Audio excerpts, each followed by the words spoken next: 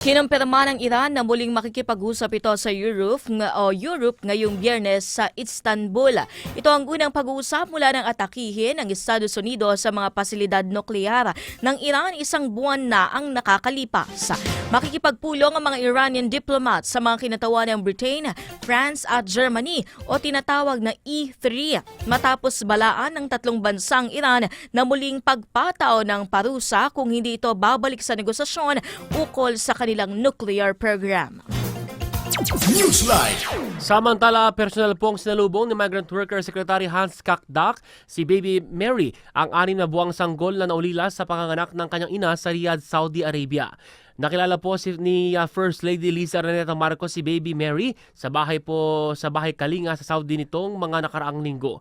Pagdating sa Pilipinas, masayang yakap ang inabot po ni Baby Mary mula sa kanyang pamilya at mga mag-anak mula sa Quezon. Binigyan din po ng financial assistance at welfare aid ang sanggol mula sa ahensya.